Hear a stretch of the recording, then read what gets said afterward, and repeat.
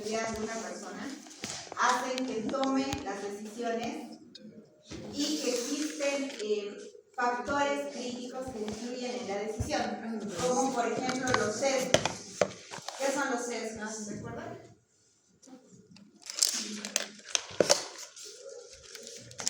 ¿Alguien se acuerda qué son los sesgos? Les he dado el ejemplo de son las tendencias o formas de pensar que hacen que interpretemos la situación a la distancia. Sí, pero lo que caracteriza los sesgos es que no nos damos cuenta que los tenemos. ¿Me puedes dar un ejemplo de sesgo, Camila? O sea, por ejemplo, que un jefe piensa que un trabajador está haciendo bien su trabajo porque le presenta todo el día, pero también puede estar, no sé, tal vez tratando mal a otro compañero y no solo enfocándose en lo que tiene que hacer. Gracias, Carmen. Un sesgo muy común es el sesgo de género. Por ejemplo, vivimos en una cultura que es muy machista y creemos sesgadamente que las mujeres tienen que hacer las cosas de la casa. Ese es un ejemplo de sesgo, es algo de lo que no estamos conscientes que influye en las decisiones que tomamos. Y dentro de estos sesgos también está el tema de que tú crees que has hecho todo bien, que es un sesgo de sesgo porque se me dio el nombre.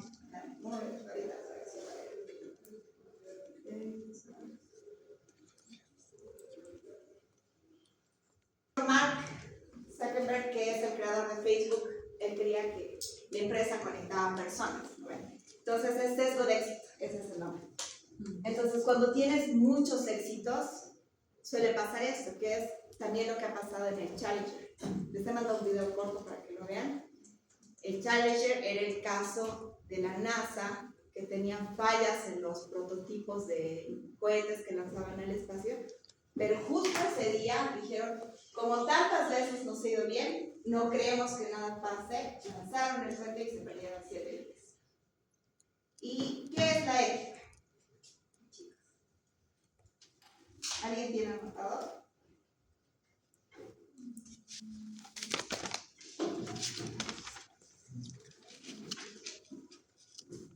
¿Nadie? ¿Por otro?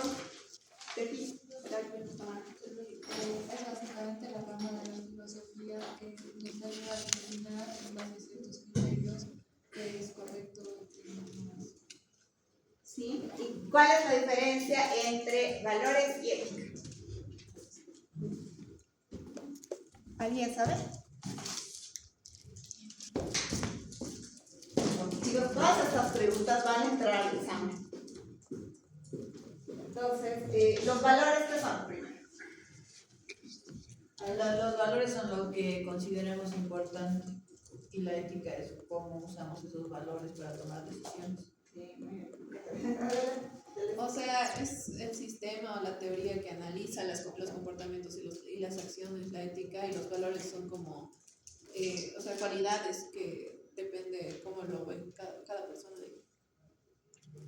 Sí, los valores, cada persona tiene valores diferentes. ¿Se acuerdan que al principio de la clase veíamos con qué valores nos identificamos? Tú, Cristian, ¿con qué valor te identificas? Puede ser amable. Sí, puede ser amable. ¿Tú, Miguel? ¿También? ¿Tú, Steffi? ¿Por qué no sabes? Sí, igual sería respetuoso y Perfecto, entonces todas las personas tenemos valores diferentes y la ética es cómo actúas guiado por esos valores. Entonces, la ética, chicos, inicialmente pensamos que es poco aplicable, pero está en todos los casos. Incluso habíamos analizado, ¿han visto las noticias, sobre los 3 balazos de bueno, hasta los otros te he contado, pero los 9 son muchos. ¿Cuál es tu nombre? Ah, tú tenías, él era Benji, por la participación de la clase. Uy. Entonces, la ética se convierte en opiniones con criterio a través de la moralidad, la legalidad y la ética. Habíamos visto también que lo moral son las normas y comportamientos que tenemos de acuerdo a cómo crecemos, y para cada persona va a ser diferente. Que lo legal no es necesariamente algo ético. Por ejemplo, analizamos lo que está pasando en Estados Unidos con la guerra y el estrecho de Hormuz, ¿verdad? Ahorita hay mucho conflicto porque no están dejando pasar las embarcaciones que tienen el diésel y el gas.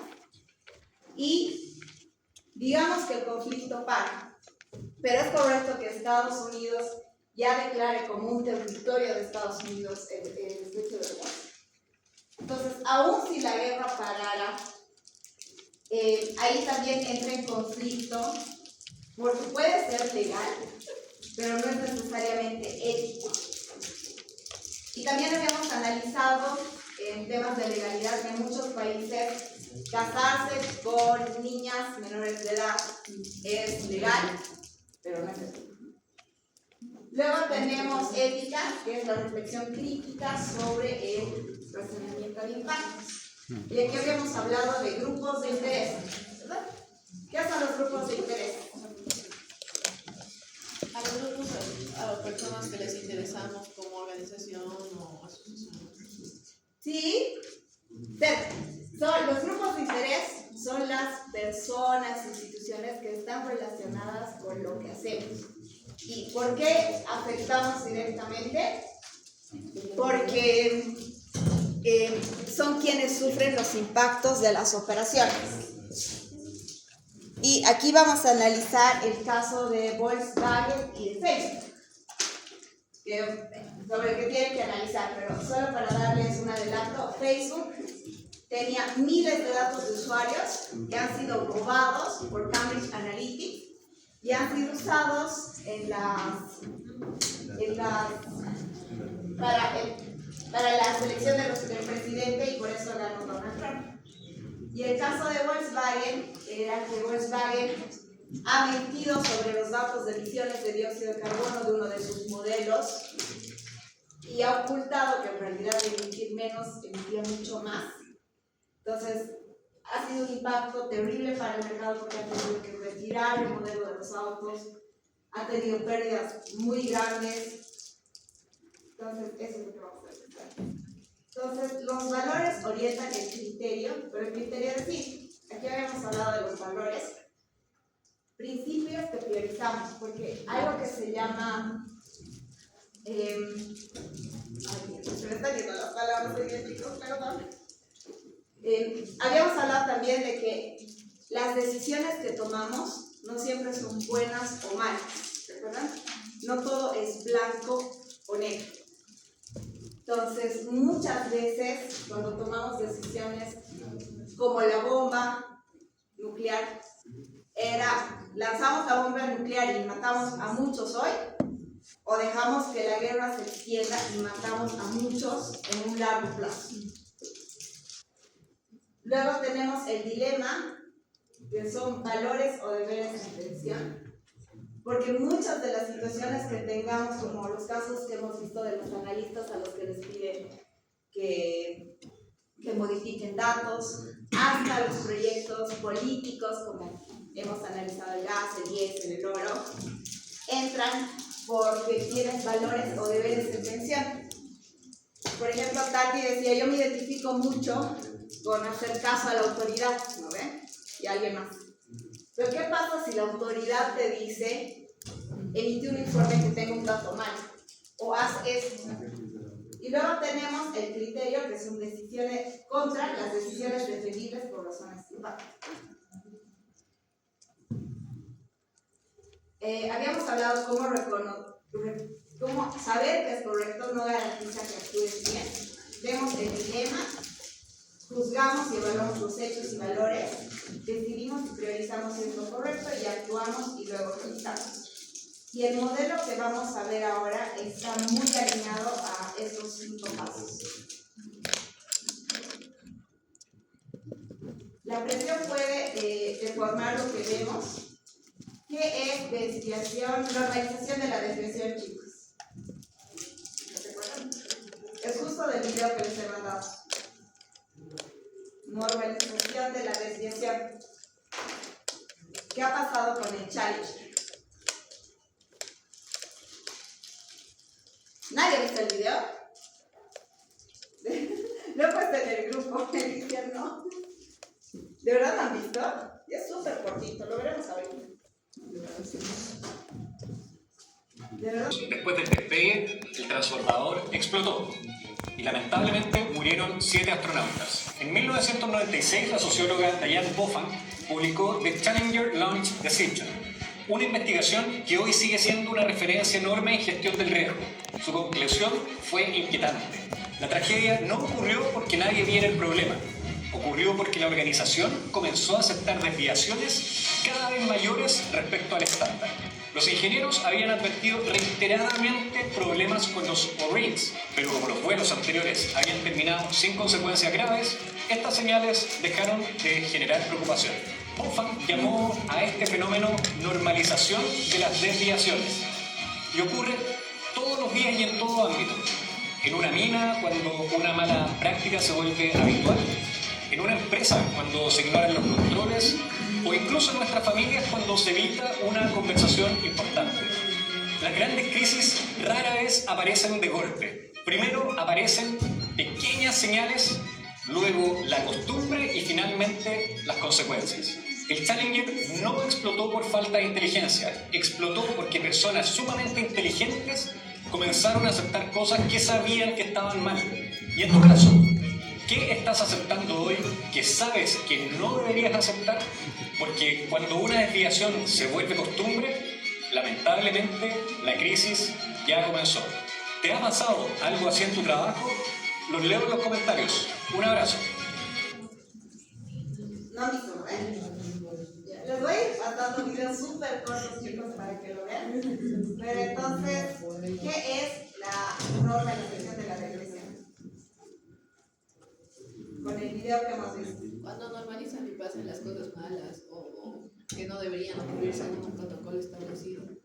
Sí, es lo que habíamos dicho en los bancos normalmente. ¿Por qué ha pasado el caso PAI? ¿Verdad? Porque dijimos, ¿ahí está dando, Sí, no.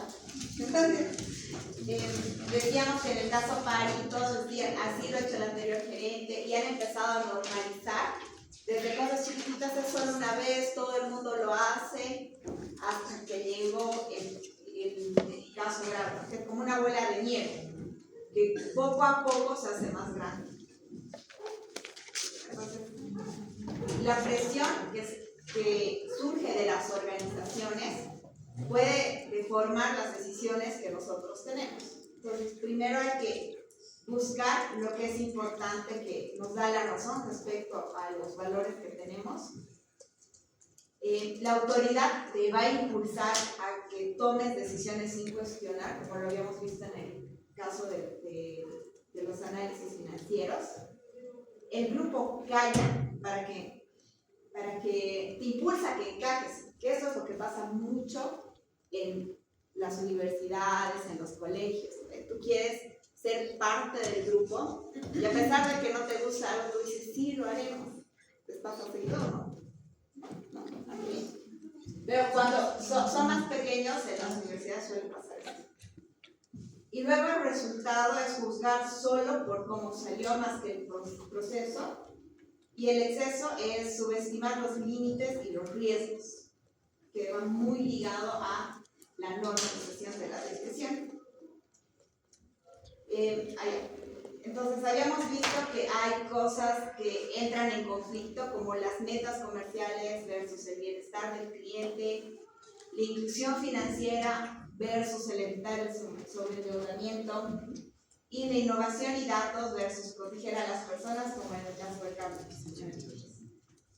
Luego, hemos visto también que la cultura conecta lo visible con lo que asumimos, ¿verdad? La cultura es un patrón de comportamientos que se tienen en las organizaciones, y de acuerdo a Edgar Schein, dice que hay 3 niveles. Los artefactos, que son lo visible, el organigrama; los valores, que es lo que decimos que importa, que está en las políticas, en los procedimientos; y los supuestos, que es todo lo que está por debajo, que nadie llega a ver como cómo se comportan los colaboradores, qué es lo que la empresa tolera. Porque las empresas te dicen, tienes que ser súper responsable con tu cartera, pero por otro lado te dicen, tienes que cumplir tu meta, porque si no cumples tu meta, no vas a tener tu bono de productividad. Entonces, de estos tres chicos, del artefacto, los valores y los supuestos, lo más difícil de cambiar son los supuestos, porque eso está muy relacionado a cada colaborador. Y juntos todo esto hacen lo que es la conducta y cómo realmente actuamos bajo presión. Luego, habíamos visto que la cultura, en el caso, no es solo lo que decimos que hacemos, sino realmente lo que hacemos, lo que muestran los líderes, quién se calla. ¿Se acuerdan del anterior caso? ¿Qué área callaba? ¿Qué área impulsaba más? ¿Qué tolerábamos? ¿Qué errores podías cometer? Luego, la desviación repetida que empieza a parecer normal. Esta es la normalización de las desviaciones. Entonces, algo que les voy a preguntar en el examen, si es el caso del Chayo, por si acaso. Que es que poco a poco vamos pasando de la excepción, de solo esta vez, a no pasa nada, a que se vuelve un patrón que repetimos, se vuelve rutina y luego se normaliza. Entonces, una excepción se acepta porque no ha producido ningún daño inmediato, pero a largo plazo sí puede llegar a tener consecuencias. Hubris era justo lo que decíamos de que el poder te abruma. Tienes poder, tienes sobreconfianza, en situaciones críticas tomas tú solo decisiones, no hay límites, no hay contrapesos. Y esto es normalmente lo que pasa a las personas cuando llegan a tener rangos jerárquicos muy altos. La cultura justa prende y responsabiliza. ¿Podemos ver la otra diapositiva un cachito más por sí? Igual está en la carpeta y la carpeta ahora está compartida con todos y ese concepto está dentro de los conceptos de derecho. Pero chicos, el examen, por si acaso, si bien en la hoja les estoy dejando criterios, los conceptos, el examen no va a ser dime qué es Hubris, va a ser dame un ejemplo. Entonces, ¿ya? Entonces sí es importante que dominen el concepto para poder dar el ejemplo. Entonces si les digo, explícame el caso de normalización de la desviación, ¿de qué van a hablar? El caso Chávez. Entonces la cultura justa lo que pretende es identificar el error, identificar el riesgo, que si ha sido con intención o no, si ha sido deliberado, hay consecuencias proporcionales, pero si ha sido una omisión, se protege y se corrige en el sistema. Normalmente, chicos, ¿alguna vez, quiénes hasta ahora tienen experiencia de trabajar? ¿Alguna vez han cometido un error y les ha dado miedo decirlo? ¿Por qué les da miedo? Me ocurrían. Okay. Entonces, lo que buscan las culturas justas es poder dar el espacio para que se hablen de los errores, pero no existan represalias. Luego, un mismo caso activa todos los conceptos que es analizar, argumentar y hay que proponer acciones concretas. Entonces, cuando nosotros veamos casos de empresas o incluso las noticias, es importante ver qué valores está en juego, qué responsabilidad había, quién sabía y qué se podía hacer, qué sesgo o presión está distorsionando, qué está premiando la cultura y cuáles son las alternativas. Entonces, ahorita vamos a ver el modelo.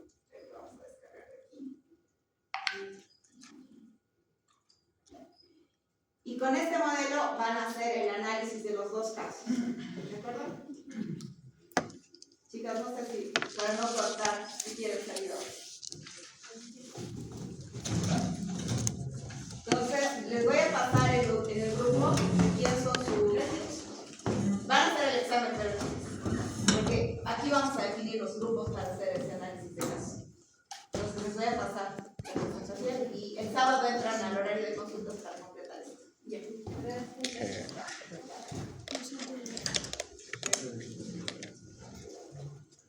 Chicos, ¿les queda algún concepto, algún ejemplo que no entiendan? ¿No? ¿Todo claro? ¿Tú, Cristian? ¿Bien? Por favor, ¿puedes poner tu nombre y tú también?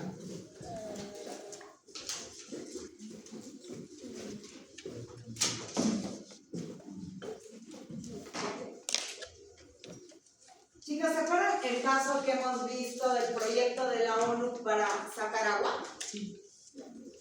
Contanos, Tach, por favor. Ya, bueno, según la ONU tenía la intención de poder dar lo que es el agua, no me acuerdo si era potable, pero agua a lo que es la parte de África, porque muchas madres con hijos que sean pequeños o que también estaban en adolescencia o simplemente la misma población, pues no tenían. Entonces, bueno, hicieron como todos los conductos para que ellos puedan ir y recoger el agua. Pero lo que pasa es que no funcionaba porque para ellos era más, aparte de cansador, ir hasta ese lugar para conseguir agua y transportar todo el agua hasta donde ellos vivían.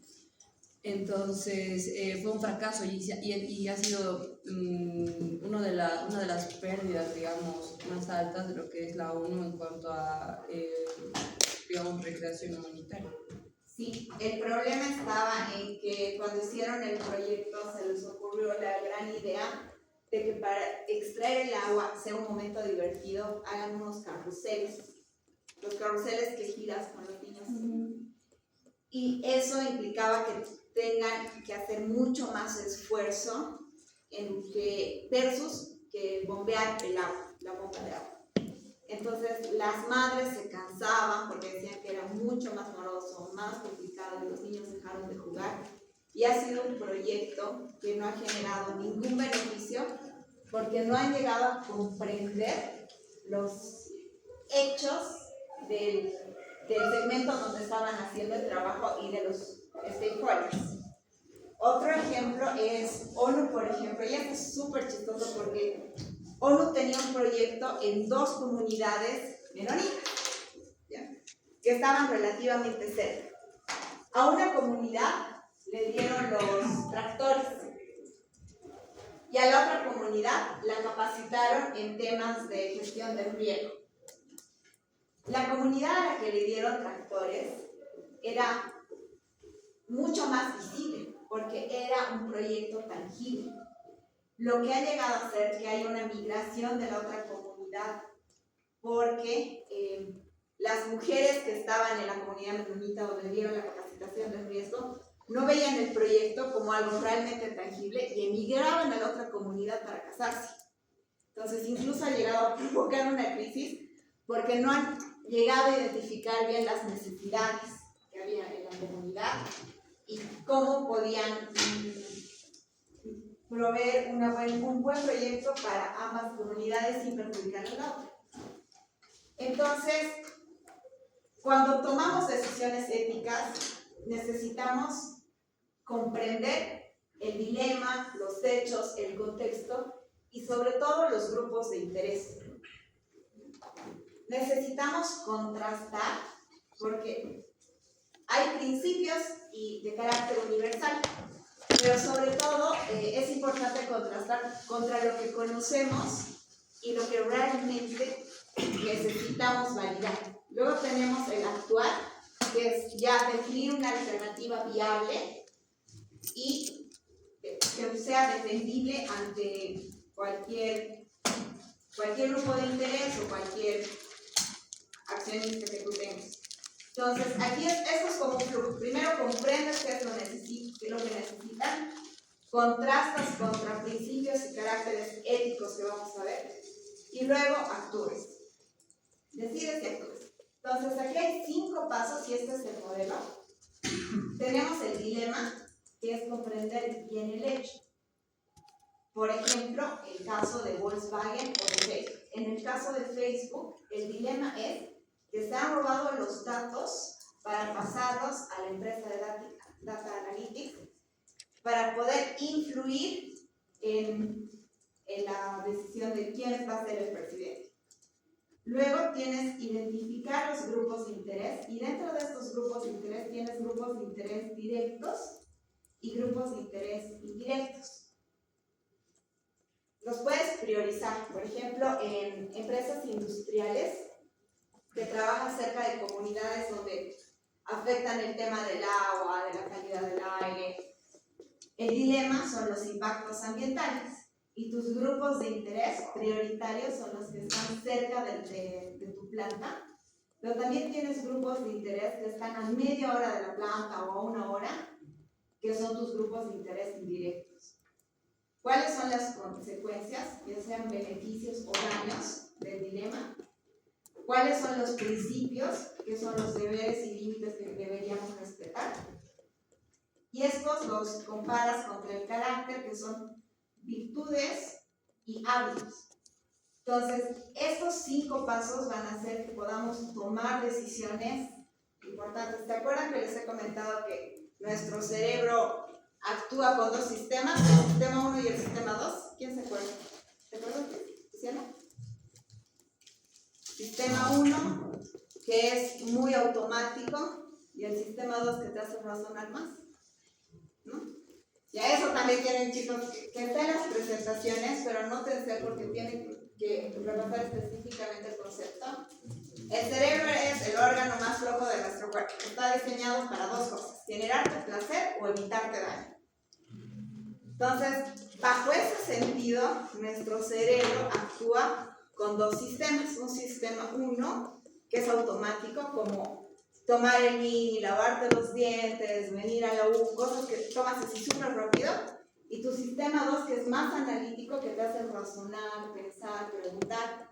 Pero como tu cerebro no quiere tomar decisiones razonando y pensando, y por eso pasa esto de normalización de la desviación, empieza a tomar decisiones con la información que tiene en base a decisiones que ya estoy tomando. Entonces, si una vez hiciste trampa, la siguiente va a ser más fácil, porque ya tu cerebro lo empieza a normalizar. ¿Y por qué tenemos este modelo? Que si lo entrenamos, nuestro cerebro ya lo va a poder adoptar como un sistema 1, porque para tomar decisiones bajo presión tienes que pensarlo y razonar. Y muchas veces, cuando estás ahí, te dicen ya, firmar una vez o sacar un reporte porque lo necesitamos ahora, y estás cansado y agotado, tú dices ya, voy a tomar una decisión más rápida, voy a firmar, pero no has analizado las consecuencias. Entonces es importante ir entrenando. El problema visible puede ocultar la atención ética, que es hechos versus lo que sabemos, suponemos o lo que falta. Como en el caso del carrusel. El hecho era que necesitaban agua. ¿Qué sabíamos? Que necesitaban agua, que eran madres solteras, que tenían niños. Hemos supuesto que era un buen sistema, pero faltaba validar. La atención, que son valores, derechos y deberes en conflicto. Eso era lo que les explicaba de muchas veces cuando entren a trabajar y existe una presión, va a ser muy difícil que puedas analizar los hechos y deberes en ese momento. Entonces, cuando identifiquen en el trabajo la normalización de la desviación, es importante que ya analicen cómo van a responder. Luego la presión, que es urgencia, es hacer caso a la autoridad y las metas y el miedo. Bueno, eso ya lo decía ahora.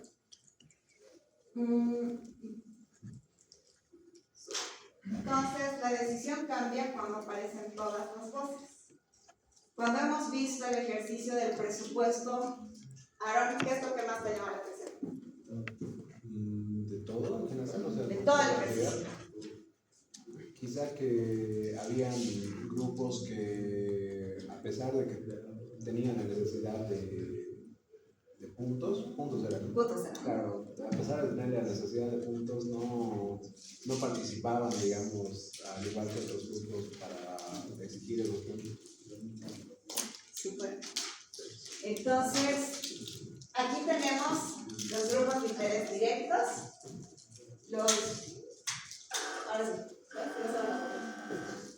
los indirectos, los clientes, los equipos, la comunidad y la voz ausente, que en nuestro caso era, ¿cuál era la voz ausente? Riesgos y Sostenibilidad. riesgos y sostenibilidad.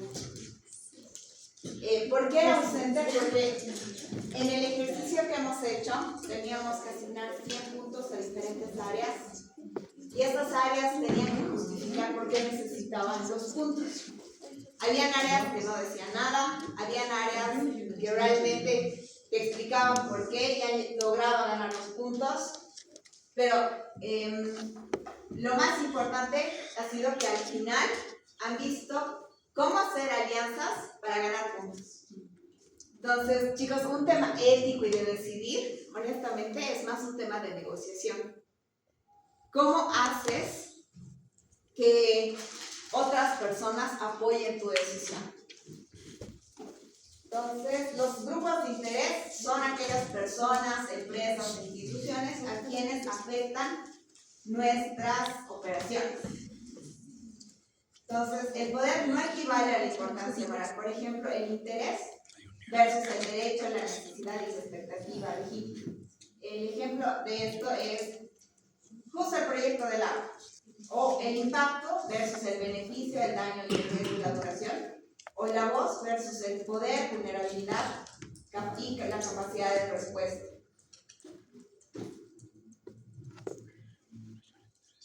Entonces, normalmente en las empresas, cuando hacemos proyectos sociales, nosotros desconocemos lo que necesitan las zonas rurales, en el caso de los microcréditos, que está más dirigido a microempresarios. Para los microcréditos, ningún banco que yo sepa, excepto Banco Sol, ha hecho un análisis de qué capacidades tienen los microempresarios fortalecer.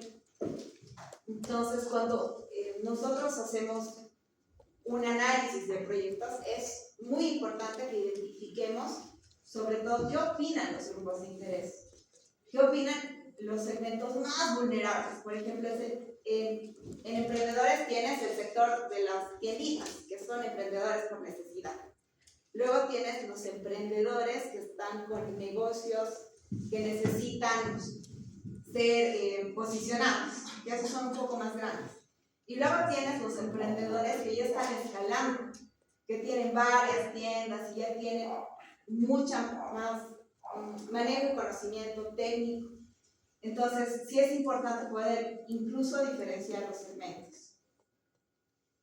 Entonces, chicos, vamos a ir al caso específico, porque estos ya son, vamos a redundar en los ejemplos. Cada decisión también forma a quien la toma.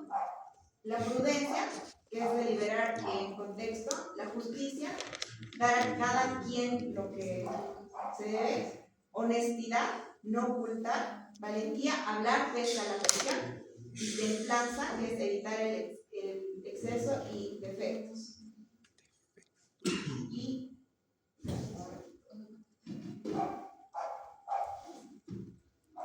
vamos a ir al caso para poder analizar.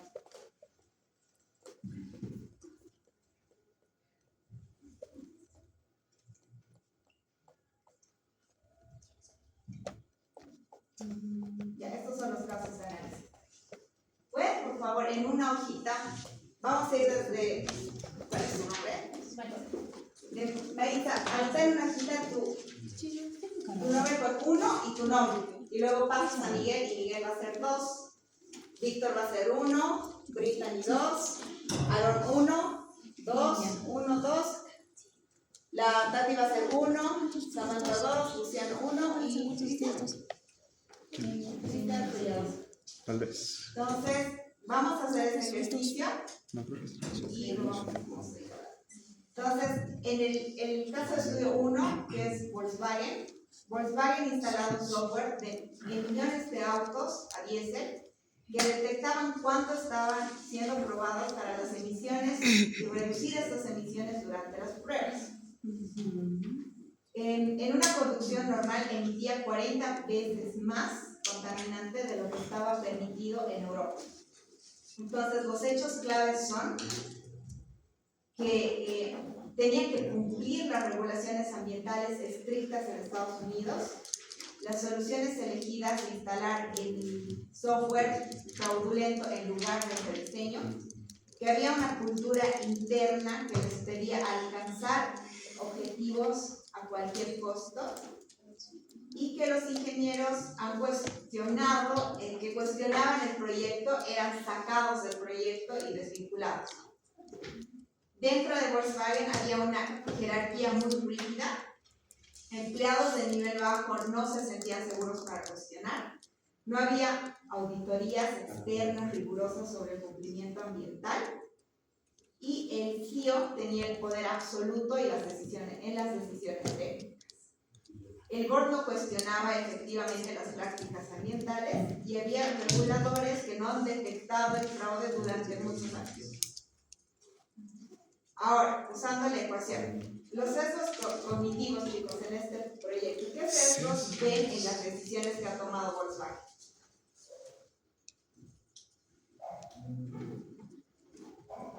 ¿Se acuerdan qué sesgos hemos visto? Por ejemplo, un sesgo es que como no hay gobernanza. ¿De acuerdo? Luego hay overconfidence, hay una sobreconfianza, creen que van a ser detectados y durante muchos años no han sido detectados. También hay un sesgo de confirmación que buscan datos que justifican el software y hay una escalada de compromiso. Una vez que ha comenzado ha sido difícil de tener. ¿Cómo está la cultura organizacional en los datos que hemos visto? ¿Había presión para alcanzar objetivos? Sí. ¿Había seguridad psicológica para cuestionarlo? ¿Qué pasa con los empleados que cuestionaban? También existía falta de control, no existía. ¿Se acuerdan de gobernanza? Hemos visto cómo en los comités se preguntan. En esta institución específicamente no existía gobernanza porque el gerente general era la persona que tomaba todas las decisiones. Luego, no había auditorías independientes, no había un debate estructurado sobre las decisiones éticas porque en realidad no podías debatir. Y los supervisores no hicieron auditorías externas que validen los datos. El CEO tenía el poder absoluto, el directorio no cuestionaba las prácticas ambientales y los reguladores no tenían suficiente poder para investigar. ¿Qué es lo que pasa aquí? ¿Qué está pasando con las empresas mineras? ¿Han visto? Los comunarios de las empresas mineras que están cerca de la cordillera han quemado las instalaciones y los camiones de las empresas mineras que no están autorizadas. Porque hay muchos problemas ambientales. El agua está siendo contaminada, no tiene las licencias y todo el mundo sabe desde hace años. Pero nadie hace nada porque el gobierno tiene otras prioridades, no tiene presupuesto suficiente, no tiene la capacidad de respuesta. Entonces, los reguladores, a pesar de que tienen el poder de decidir, a veces no tienen los recursos. Entonces, ¿cuál de estos 4 factores, chicos, creen que ha pesado más en este caso? Los sesgos, la cultura, la falta de control o el poder sin tener una contraparte, el poder sin contrapeso.